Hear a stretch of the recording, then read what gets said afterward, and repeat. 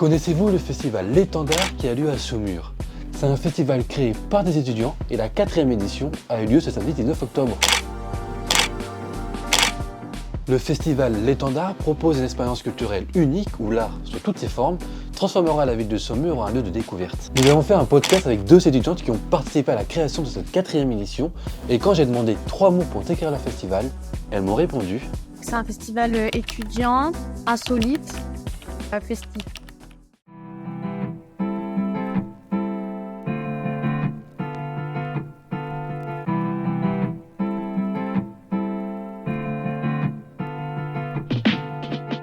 Maintenant, personnellement, vous étiez un livre ou une citation, vous serez quoi? Notre responsable de master qui dit qu'il faut avoir, et ça rentre bien, je pense, dans le concept de cette année en plus, de Saumur rêve et sommeil, c'est qu'il faut avoir des rêves assez grands pour pouvoir les toucher. Alors, je sais plus exactement ce qu'il a utilisé la lune, comme ça, si on est chaud, au moins on atterrit dans les étoiles. Et un livre? Le Petit Prince. Ouais, Le Petit Prince. Sinon, il y avait le Horla de Maupassant. Ouais, ok. Cette année, on voulait faire un concours de nouvelles un peu fantastique et surréaliste, parce que ça va dans le thème. Et souvent, c'était l'exemple qu'on donnait pour que les gens visualisent un peu l'univers dérangeant qu'il peut y avoir parfois quand on rêve, des choses comme ça. Donc maintenant, vous êtes bien une association étudiante qui se nomme l'association OSE. Voilà. Comment est née cette association et quel est son objectif ou ses objectifs? Alors, l'association, elle a été créée il y a déjà 4 ou 5 ans par des étudiants aussi, donc une promotion de master direction de projet culturel qui avait cette volonté de vraiment créer des événements à la fois festifs et culturels, donc sur le territoire à la base plutôt angevin. Okay. Et donc c'est comme ça que ça s'est créé et le projet de l'Étendard ensuite s'est greffé à cette association et donc c'est maintenant le projet un peu phare on va dire de notre association mais à la base voilà c'était une volonté de créer des événements à la fois festifs et culturels sur le territoire angevin. Parce qu'il y a aussi, là, nous, ce qui nous intéresse, évidemment, c'est le festival L'Étendard, mais j'ai cru comprendre qu'il y avait d'autres événements, comme par exemple, l'événement qui se nomme Variation, c'est ça? Ouais. Bon, en quelques mots, vous pouvez nous expliquer ce que c'est? Variation, du coup, c'est une série de concerts qui sont organisés tous les derniers jeudis du mois. Et en fait, l'idée, c'est d'organiser ça dans des bars un petit peu atypiques et de proposer notamment des artistes pas encore connus, des artistes étudiants, jeunes, etc., qui sont friands justement de ce genre d'événements pour pouvoir avoir une vitrine à proposer et puis commencer à se faire connaître. Donc là, c'est surtout artistique, musical. Ouais. L'année dernière, en plus, on a eu Wine Art qui a été organisé par le biais de l'association OSE. Et là, du coup, c'était un festival qui parlait surtout de la culture du vin. Ouais. Sous toutes ses formes, donc ça avait été assez intéressant aussi. Pour revenir sur Variation, c'est surtout des concerts qui sont organisés du coup plutôt sur la ville d'Angers et donc dans plusieurs lieux culturels comme Emma disait, plutôt des bars ambiance ou des cafés-concerts aussi. Concernant votre association, du coup, est-ce que c'est vraiment toute la promo qui en fait partie ou c'est que des bénévoles, que des volontaires? Alors au niveau de nous, notre promotion de master, donc on est direction de projet culturel. Et le parcours, c'est donc territoire, attractivité et création. Et on est tous membres de l'association OSE. Et on a aussi, donc nous, on est en 2e année de master.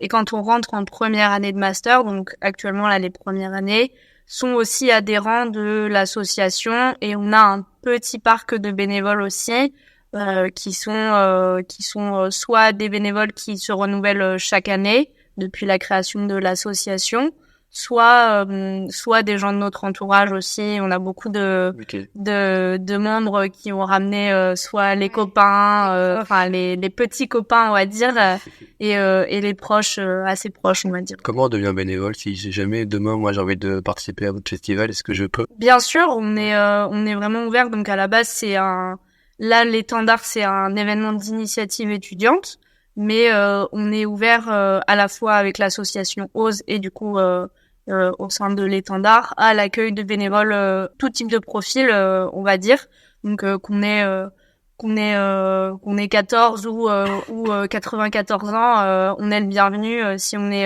si on est volontaire, qu'on est motivé et qu'on partage un petit peu les valeurs à la fois de l'association et là du coup du festival.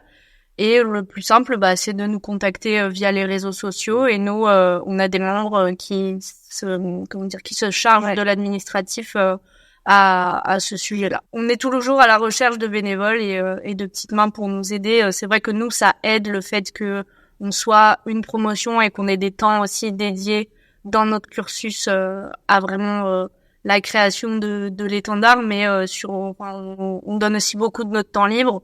Donc il y a l'occasion de vraiment participer aussi quand on est extérieur à ce master, à participer sur son temps libre aussi, quoi. Vous, personnellement, quelle est votre mission au sein de cette association? Du coup, moi, je me suis occupée de tout ce qui est action culturelle. Donc le but, c'est de faire du lien entre le public ciblé, donc là les Saumurois et les artistes et ou notre événement. Donc pour ça, il y a différents ateliers qui ont été envisagés, imaginés. Pour créer du lien avec le tissu associatif de la ville, avec les habitants de tout âge, pour inclure aussi des publics qui sont parfois isolés ou auxquels on ne pense pas forcément, par exemple les seniors qui sont en maison de retraite, des choses comme ça. Enfin, on est allé à leur rencontre. Le jour du festival, on leur dédie un temps privilégié, un peu VIP, si je peux dire ça comme ça, où ils viennent en amont de l'ouverture du festival pour profiter de certaines installations sans le flot du public et le dérangement que ça peut occasionner. Il y a les jeunes aussi avec lesquels on a pu travailler, des institutions comme la ludothèque, etc., l'école d'art qui sont en fait des institutions qui appartiennent à la ville. Okay. Donc voilà, tout ce pôle-là, relation au public et aux institutions locales. Moi, je me suis surtout occupée de ça. Et moi, je suis plutôt sur la partie programmation. Donc depuis quasiment le début de la réflexion de l'étendard 4, je travaille notamment avec Enzo et Antoine, qui sont aussi chargés entre guillemets de programmation à la fois sur la partie artistique et aussi sur tout ce qui va être sujet technique, qui sont liés donc à la programmation. Donc on s'est occupé de contacter des artistes locaux, des artistes qui soient aussi en lien un petit peu avec le concept qu'on porte cette année. Et donc voilà, on est toutes sur la partie négociation, accueil de ces artistes, la partie administration aussi, et donc comme je disais, la partie technique vraiment avec tous les besoins que ces artistes peuvent avoir. Et on n'hésite pas, je pense, Emma comme moi, aussi à donner des coups de main un petit peu à droite à gauche. On a vraiment cette volonté aussi de pas avoir une organisation en silo, on va dire. Et voilà, s'il y a un coup de main à donner, je sais pas. En scénographie ou alors sur d'autres pôles, en communication aussi, je pense beaucoup à ça notamment. On n'hésite pas à aller donner des coups de main s'il y a besoin ailleurs. Ok. Voilà. Comment l'association, à travers vos événements, veut parvenir à ce que l'art devienne un vecteur de rencontre, de partage et de découverte? Et pourquoi l'art doit absolument le devenir selon vous? Je pense pas que l'art doit le devenir. En revanche, c'est un levier qu'on a nous choisi d'utiliser. C'est un parti pris. On aurait pu dire le sport, mais ça nous intéresse moins. Ça l'est parce que du coup, dans le cadre de cet événement-là, on a organisé aussi une soirée étudiante pour les étudiants saumurois, donc ceux qui sont sur le territoire depuis déjà un moment, comme les nouveaux arrivants, comme nous, on a pu l'être l'année dernière. Et donc voilà, l'idée, c'était de créer une soirée à destination de ces étudiants-là pour qu'ils puissent se rencontrer, pour qu'ils puissent aussi apprendre à découvrir le territoire saumurois sous un autre angle. Et pour que ce soit un peu intéressant, on a choisi de programmer l'Oiseau Moqueur, qui est une troupe de théâtre d'improvisation. On a programmé un groupe de musique, Unskiss, et Tatus, qui est un DJ. Je pense que l'art, c'est très vaste. Chacun a ses propres goûts personnels là-dessus, et c'est pour ça qu'on essaye de faire aussi quelque chose de très hétéroclite, pour qu'à un moment, tout le monde puisse s'y retrouver, ne serait-ce qu'un petit peu, et que tout le monde puisse avoir son point d'accroche et que à travers ce point d'accroche là qui est l'art, le théâtre, la musique, la danse, les projections, etc., il puisse y avoir des temps d'échange, des temps de rencontre pour un public large, mais aussi pour un public jeune, un public familial, un public âgé. Et puis c'est vrai que nous on a aussi ce leitmotiv, on va dire, il est aussi motivé par le fait que, et justifié par le fait que nous, notre formation, évidemment, elle est orientée direction projet culturel. Donc, comme Emma disait au début, si on était peut-être dans une formation un peu plus orientée sport, on aurait plus ce parti pris-là de passer par le sport pour organiser un certain type d'événement.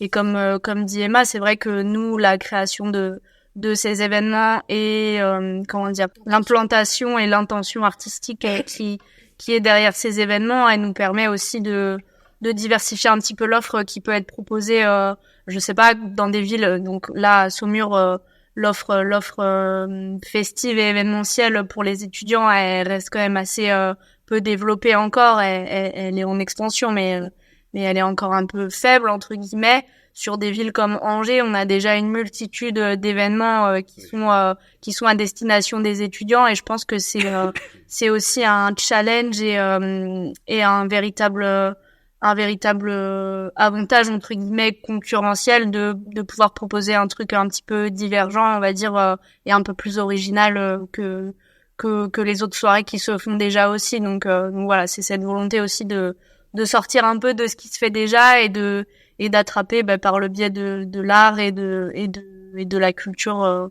un public qui n'y serait pas forcément aussi sensible ou trop sensibilisé, quoi. Et du coup, pourquoi c'est important pour vous justement de rendre la culture, l'art accessible à tous? Moi personnellement, je saurais pas trop expliquer le pourquoi on aime faire telle ou telle chose. Ça, on n'a pas trop la main mise dessus. Mais du coup, par le biais du festival, comme je disais, j'ai fait de l'action culturelle. Et donc, une des premières questions, c'est de rendre accessible la culture et l'art. Et très souvent, il y a un peu ce double discours entre on veut le rendre accessible, comme si les personnes auxquelles on s'adressait, c'était des pauvres brebis égarées qui attendaient que nous. Mais c'est loin d'être vrai. C'est des gens qui avancent et qui font leur vie. Et il y a aussi ce truc-là il y a quand même une gentrification de la culture qui s'est faite, je trouve, et il y a des gens qui se sentent pas concernés et qui s'auto-excluent de ce genre d'événement. Et moi, c'est quelque chose qui m'attriste parce que j'ai eu l'occasion dans ma vie d'aller voir des spectacles, d'aller voir des concerts, d'aller au théâtre, et j'ai eu l'occasion d'être émue, en colère, éblouie par ce genre de manifestation. Et c'est un goût que j'ai envie de partager avec autrui, quoi. Moi, je suis d'accord. Non, mais c'est vrai, l'auto-exclusion, elle peut être vite faite par certaines personnes et certains publics qui ne se pensent pas, comment dire, à la fois concernés et légitimes d'accéder à un certain type de manifestation. Et nous, c'est notre volonté aussi, et par les rencontres qu'on a pu faire aussi nous au cours de notre formation avec des professionnels du milieu, on a vraiment aussi tous un peu cette volonté commune de rendre la culture accessible à tous entre guillemets et arrêter justement d'avoir cette volonté et que ça devienne vraiment juste évident en fait que la culture et que l'art soit accessible à tous. Concernant cette 4e édition de votre festival L'Étendard, qu'est-ce qui nous attend, ce 19 octobre? On est sur, comme on disait, donc le concept et le thème de cette 4e édition, c'est Saumur, rêve et s'éveille. Okay. Donc on a vraiment cette volonté depuis les premiers temps de réflexion de vraiment plonger le public qui viendra déambuler à la fois dans les rues de la ville de Saumur et au cœur du château, dans un univers onirique et une expérience, une véritable expérience immersive et sensorielle à la fois au cœur du rêve et à la fois aussi au cœur des différentes expériences de réveil auxquelles on peut faire face dans sa vie, on va dire. Donc on est sur une programmation qui est aussi à la fois artistique par de la création scénographique, de la création vidéo, de la création musicale, audio. Voilà, on a une programmation qui est vraiment large en termes de contenu et de diversification de ce contenu. Et donc voilà, mais vraiment le cœur de ce festival et de cette 4e édition, c'est vraiment le rêve et le réveil, les expériences de réveil. Et donc voilà, on a pour volonté de plonger un petit peu la ville dans un brouillard de sommeil et de réveil à travers les différentes propositions créatives qu'on pourra faire. Et du coup, est-ce qu'il y a quand même des nouveautés? Et ben cette année, on a vraiment eu cette volonté de travailler en collaboration avec des collectifs, notamment des collectifs d'architecture, des collectifs de scénographie. Donc on a la journée notamment on a 3 capsules immersives donc qui vont être un petit peu implantées dans différents lieux de la ville de Saumur. Donc on en a une dans une chapelle, donc une chapelle qui est encore active entre guillemets, donc la chapelle Saint-Jean. Là, on aura une expérience à la fois de vidéo, de projection vidéo et de live, de musique live. Donc voilà, on a au théâtre du Dôme, donc le théâtre de Saumur, pareil, une sorte de labyrinthe et de déambulation dans les coulisses du théâtre. Avec de la projection de clips musicaux qui se fait notamment avec en partenariat avec le festival de films Premier Plan, donc à Angers. Et on a aussi avec le budget participatif de la ville de Saumur que nous avons remporté en 2023, on a une animation d'une concertation habitante. Donc ça n'a jamais été fait dans le festival. On a vraiment cette volonté d'impliquer les habitants, encore une fois, de Saumur dans ce projet. Et donc une concertation habitante donc qui se situera allée des Ménestrels, donc c'est à côté du château, au pied du château de Saumur, pour penser un petit peu l'espace donc qui se situe allée des Ménestrels dans le futur. Okay. Et pour la soirée, on est donc sur une expérience de 3 réveils. Donc on a d'abord un trio classique, donc à la harpe, à la flûte et à la flûte traversière et violoncelle. Et ensuite on a une fanfare qui va déambuler un petit peu, attraper le spectateur par surprise. Et enfin, pour terminer cette expérience de rêve et de réveil, on a un DJ set d'un artiste qui s'appelle Getson, qui mélange à la fois la musique assistée par ordinateur et l'instrument de musique. Donc il joue de la trompette également, et donc on est sur un DJ set qui mélange un petit peu les genres. Et en termes de nouveautés, je dirais que c'est les lieux. Il y a quand même des nouveaux lieux investis qui n'ont jamais été investis jusqu'à présent. Le Dôme, c'est vrai que ça a été un grand support du travail pour l'édition d'avant, mais la chapelle Saint-Jean, elle a jamais été investie. L'allée des Ménestrels non plus. Comme le disait Lou, il y a cette implication des habitants qui est incomparable par rapport aux éditions précédentes. Il y a effectivement ça, ce que disait Lou, le budget participatif. Voilà, là, c'est vraiment les Saumurois qui sont acteurs de l'animation finalement qui va être mise en place ici. Et il y a aussi pas mal de propositions artistiques qui sont la concrétisation de production de Saumurois. Je parlais des seniors tout à l'heure. Dans le Dôme, on propose une série d'audio et en fait, ce sont les interviews de ces personnes âgées qui sont retravaillées pour les valoriser artistiquement parlant.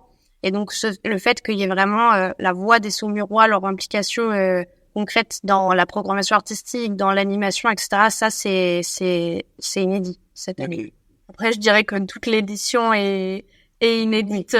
Quoi qu'il en soit, en fait, tous les ans, on repense le concept, la promotion qui reprend le flambeau, en fait, repense complètement le concept du festival. Les 3 dernières éditions ont été complètement différentes de celle qui va qui va avoir lieu le 19 octobre.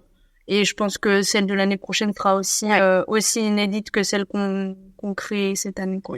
Les thèmes sont différents. Après, voilà, en termes, il y a la thématique du spectacle revient régulièrement, etc. Après, voilà, chaque promotion apporte sa pierre à l'édifice, on va dire ça comme ça. Et donc, moi, à mon sens, je trouve que chaque année, on apporte une plus-value supérieure, une dimension supérieure. En nouveauté, cette année, il y a aussi les bars. On fait des bars partenaires. En fait, on travaille avec Giffard, Ackerman et Combier. Et étant donné qu'on a 3 concerts le soir, on va proposer 3 cocktails par des maisons assez reconnues dans la distillerie dans la liquoristerie et dans les bulles, et qui vont proposer des cocktails signatures liés au concert. Enfin, c'est aussi des évolutions dans nos relations avec les partenaires qui sont de plus en plus construites, de plus en plus fortes, je dirais. Donc Donc l'année prochaine, si tu refais un podcast, ils auront encore certainement plein d'améliorations à Enfin, aussi inédit que cette année, je pense. Alors j'ai cru comprendre que vous utilisez pas des monuments, mais des lieux emblématiques historiques de la ville de Saumur. Pourquoi emmener le public là-bas? Bah justement, il y avait dans les premiers échanges qu'il y a pu avoir avec Monsieur Jacques Boulay-Claise, donc le maire de Saumur notamment, qui s'est engagé du coup dans le projet et qui nous soutient à la fois financièrement et maintenant matériellement parlant aussi. Il y avait cette volonté de nous donner donc un terrain de jeu pour nous pouvoir, équipe de l'étendard et du coup porté par l'association, un véritable terrain de jeu et des ressources pour pouvoir monter un projet comme celui qui se monte depuis, qui existe depuis 4 ans.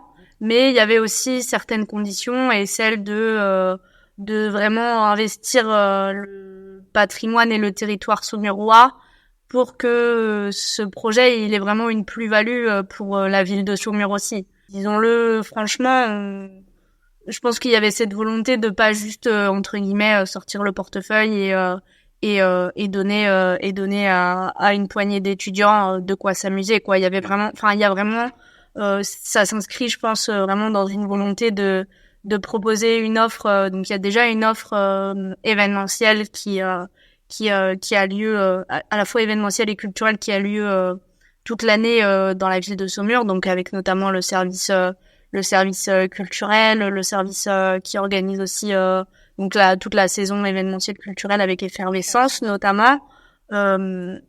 Mais il y avait quand même cette volonté aussi de nous donner la chance de pouvoir nous exercer en tant que jeunes professionnels de la culture et de l'événementiel, et mais sans oublier le fait que on est à Saumur et on n'est pas ailleurs, et on inclut le territoire dans ce projet et maintenant les habitants aussi encore plus que les années précédentes quoi.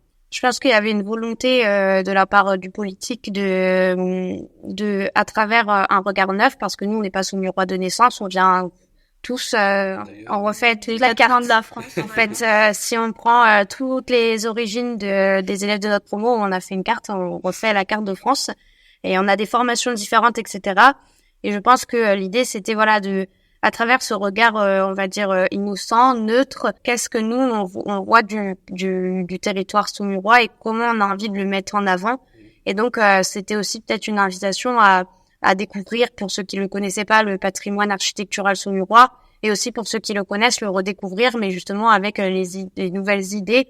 Après, Saumur nous a pas attendu pour revisiter leur monument, mais voilà, ça fait, je pense, une différence étant donné qu'on est vraiment très neutre, pour revaloriser cette architecture qui est déjà bien connue. Oui. Et même nous on le sait, quand on vit dans une ville à la longue, on regarde plus, on fait plus attention aux détails, on oublie tout ce qui la compose, et là du coup nous on a un peu cette folie de il y a ça, et peut-être que parfois le rappeler à ceux qui la côtoient tous les jours, ça peut être chouette aussi. Justement, qu'est-ce que ça change que ce soit des étudiants qui organisent un festival classique entre guillemets? Qu'est-ce que cela apporte en plus? De notre côté, c'est, comme je disais, une véritable chance de pouvoir nous exercer comme ça au tout début de notre carrière sur un projet concret, véritablement concret, donc avec un vrai budget, des contraintes qui sont réelles et qui sont sérieuses et qui peuvent qui sont vraiment à prendre en compte quand on est sur la conception d'un événement tel que l'étendard. Et du côté de ceux qui passent entre guillemets, je dis bien entre guillemets, la commande, je pense que comme Emma le disait, c'est ce regard un petit peu nouveau, ce souffle un peu nouveau aussi. Nous, comme Emma le disait à nouveau, on vient vraiment des 4 coins de la France et on est tous issus de formations qui sont vraiment très différentes, et donc on a chacun des membres de l'étendard 4 a sa vision, je pense, du festival, et sa vision à la fois de la culture, à la fois de l'événementiel, à la fois de la médiation. Donc on a vraiment tous ensemble on est vraiment force de proposition, je pense, d'autant plus force de proposition en complément des équipes qui peuvent œuvrer toute l'année sur les événements qui se passent à Saumur. Donc c'est vraiment comme disait Emma, je pense, insuffler un vent nouveau aussi sur la ville de Saumur et sur tout ce qui se passe au niveau de la culture et de l'événementiel. Et ils sont heureux. Enfin, la plupart des organismes avec lesquels on a pu échanger, je pense à la MJC, la maison de quartier pour Jeanne, Ouais. même l'espace Percereau, des institutions comme celle-ci. Ils nous disent qu'ils sont heureux de travailler avec des jeunes. Betty Auchard, qui est la directrice de l'école d'art, elle est heureuse que ce soit des étudiants, ce soit des jeunes qui fassent le premier pas, qui prennent les devants, qui prennent la relève entre guillemets. Donc je pense que eux aussi, ça leur fait plaisir d'apporter un nouveau dynamisme et puis des nouveaux intermédiaires aussi. On se fait rendre plus facilement quand on a des gens qui viennent de l'extérieur plutôt que quand on reste toujours un peu dans cet entre-soi. Et je pense que pour vraiment les Saumurois et les institutions locales, c'est agréable. En tout cas, c'est comme ça qu'ils nous le transmettent. À la fois pour la vision novatrice et oui, juste nouvelle de la culture. Et je pense aussi, comme disait Emma, pour le soutien, et comme je le disais, pour le soutien à notre fin de formation, on va dire, Ouais. et notre début de vie professionnelle. Ouais, c'est ça. Après avoir assisté à ce festival, que voulez-vous que les gens retiennent? Tout. Quel est le message que vous voulez transmettre, passer Nous, on a vraiment cette volonté, après 4 éditions, d'ancrer le festival dans la tête à la fois des Saumurois et des habitants du territoire, mais à la fois aussi des spectateurs de manière plus globale. Voilà, on a envie que ce festival marque un peu les esprits, à la fois par son côté, comme on disait, novateur, son côté vraiment artistique, vraiment inédit, et par les propositions qui sont toujours plus créatives les unes que les autres au fil des années. Et voilà, on a envie que aussi tout le monde, à la fois les acteurs avec qui on a pu collaborer au fil de ces derniers mois, mais à la fois les spectateurs, se rendent compte aussi, je pense, du travail qu'on a pu abattre ces derniers mois, parce que c'est aussi c'est beaucoup de travail, beaucoup de préparation pour une journée qui passe en un claquement de doigts, mais on a envie de faire passer un bon moment à tous ceux qui voudront nous accompagner le 19 octobre, et voilà, juste que les gens se disent waouh, c'était quelque chose, et c'était inédit, et c'était une véritable expérience, quoi. Ouais. Le rêve, ce serait notre rêve ce serait qu'ils soient fiers en fait que cet événement existe chez eux et que ce soit le leur. C'est vraiment ça, quoi. Et là, je trouve qu'on aurait vraiment tout gagné. Que des Saumurois disent non mais l'étendard c'est de chez nous. Ça, ce serait vraiment... C'est ça aussi, voilà, que l'étendard devienne vraiment une partie de l'identité du territoire, des Saumurois, et que, comme Emma dit, ils soient fiers que ça se déroule chez eux et pas chez les voisins, quoi. Ouais. Une question maintenant un peu plus générale que j'ai posée à tous mes invités, tout le monde va y passer. Selon vous, vraiment votre avis personnel, que nous apporte la culture? Que vous apporte la culture? Pour moi, c'est un terrain d'expression, déjà pour commencer, et c'est vraiment ma volonté, moi, en poursuivant et en commençant, poursuivant mes études et commençant un peu ma carrière, on va dire, professionnelle dans la culture, de faire de ce concept, on va dire, et de ce monde un terrain d'expression pour tous, à la fois pour les artistes, mais aussi pour les spectateurs qui profitent de toutes ces créations et de tout ce que peut apporter la culture. Je pense que quand je dis expression pour tous, c'est pas forcément juste exprimer son art. Déjà, je pense que assister à des manifestations culturelles, quelles qu'elles soient, c'est aussi s'exprimer soi-même, exprimer qui on est, exprimer ses goûts, ses opinions. Donc voilà, pour moi, la culture, c'est vraiment un moyen d'expression, un moyen d'expression pour tous ceux qui veulent bien la pratiquer et tous ceux qui s'ouvrent à ce concept. Moi, je trouve que c'est un levier d'ouverture. Il y a beaucoup de choses très différentes proposées par la culture qui plaisent ou qui plaisent pas. Mais c'est pas parce que quelque chose dans la culture nous plaît pas que ça va soulever une colère ou une frustration. On va juste pas forcément aimer ça. Et au contraire, si on l'aime, souvent c'est parce que ça nous a touché, ça nous a ému, des choses comme ça. Et du coup, on va l'aimer très fort. Et je trouve que c'est aussi un beau vecteur pour faire découvrir des nouvelles choses, des nouveaux publics, des nouveaux artistes, parfois même des nouvelles nationalités, des cultures du monde, mais de façon peut-être un peu moins violente que par les réseaux sociaux. Je trouve que la peur du nouveau et de l'étranger, elle est gommée par la culture.